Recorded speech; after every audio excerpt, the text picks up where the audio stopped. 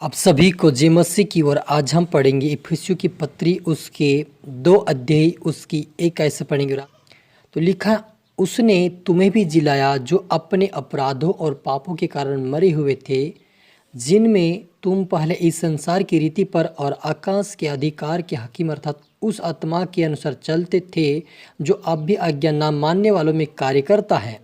इनमें हम भी सब के सब पहले अपने शरीर की लालसाओं को दिन बिताते थे और शरीर और मन की इच्छाओं पूरी करते थे और अन्य लोगों के समान स्वभाव ही से क्रोध की संतान थे। परंतु परमेश्वर ने जो दया का धनी है, उसने हमें उस बड़े प्रेम के कारण जिसने उसने हमसे प्रेम किया, जब हम अपराधों के कारण मरे हुए थे तो हमें मसीह के साथ जिलाया और अनुग्रह ही से तुम्हारा उद्धार हुआ है। हालेलुया। मिलकर प्रार्थना करें। धन्यवाद स्वर्गीय पिता परमेश्वर, प्यार प्रभु जी, आज के वचन आज के कलाम से मेरे पिता हर एक से बातें करें। जितने आपके बेटा बेटे आज का वचन देखे सुने प्रभु, आशीष बरकत पाए। आज का वचन सुनकर इनका जीवन पिता एक आत्मिक जीवन जिए पिता। आप में प्रभु जीवन है, वो जीवन जीने वाले बने, आत्मिकता में प्रार्थना वचनों में आगे बढ़े, आपकी महिमा करिए, दूसरे के लिए आशीष का कारण बने। इनका जीवन बचा जाए प्रभु जी, और इनके द्वारा इनके परिवार का भी जीवन बचे प्रभु और बदल जाए पिता। और तेरी महिमा तेरी आराधना भक्ति करे, मदद सहायता कर। मैं सभी को तेरा आत्मा शब्द मेरे पिता, ये प्रार्थना दुआ यीशु के नाम से मांगते हैं, आमीन।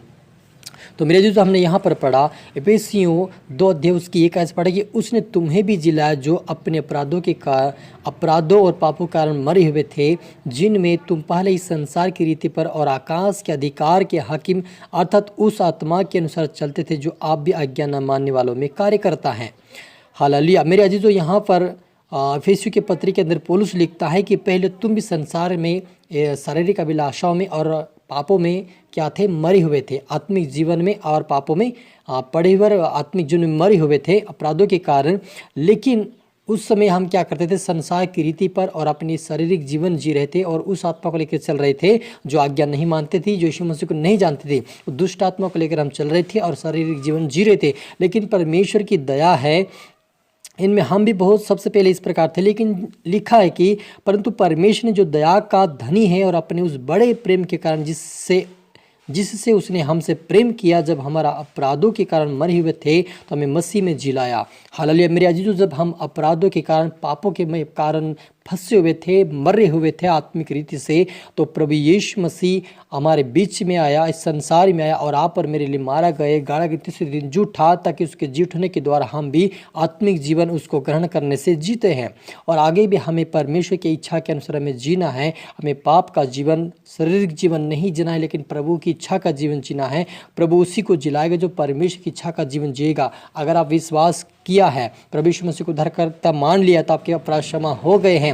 लेकिन अगर आपको लंबी आयु जीना है संसार के अंदर, या आपको आत्मिक जीवन उस हजारों वर्षों के लिए परमेश्वर के राज्य में प्रवेश करना है, तो हमें परमेश्वर की इच्छा पे चलना होगा, परमेश्वर की वचनों का पालन करेंगे, तभी हम उस खुदावन के राज्य के वारिस बन सकते हैं। और परमेश्वर ने इसीलिए अपने पुत्र को भेजा था कि हम सब लोग जीवन पाए और आत्मिक का जीवन बहुत अच्छे से पाए और उस जीवन को हम अनंत जीवन तक पाए। इसलिए परमेश्वर चाहता है कि तुम भी शारीरिक जीवन को छोड़ो और प्रभु में आगे बढ़ो, ताकि हम परमेश्वर के राज्य के वारिस बने। और आगे लिखा 6 आयत के अंदर, और मसीह यीशु में उसके साथ उठाया और स्वर्गीय स्थानों में उसके साथ बैठाया, कि वह अपनी कृपा से जो मसीह यीशु में हम पर है, आने वाले समयों में अपने अनुग्रह का असीम धन दिखाए। परमेश्वर ने प्रभु यीशु मसीह को इसलिए अपने दाहिनी ओर बिठाया है कि हम भी यीशु मसीह के द्वारा उस असीम अनुग्रह को देखें जो परमेश्वर आप और मेरे लिए स्वर्गीय राज्य में रखा हुआ है। और वो आशीष रखिए, वो ऐसी वो अनंत जीवन की आशीष मेरे जो हालेलुया।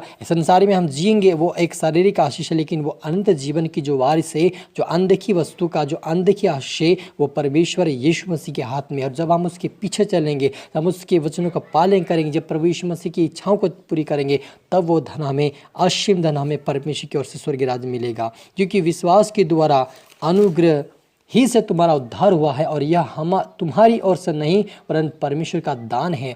आप और मुझे जो जीवन मिला है, यह परमेश्वर का दान है। हमने प्रभु यीशु मसीह को नहीं चुना, लेकिन प्रभु ने हमें चुना, और हमारे पापों जो अपराध थे, हम मरे हुए थे, हमें फिर से जिलाया। और यह हमारे परमेश्वर ने यह हमें क्या दान में जीवन दिया है।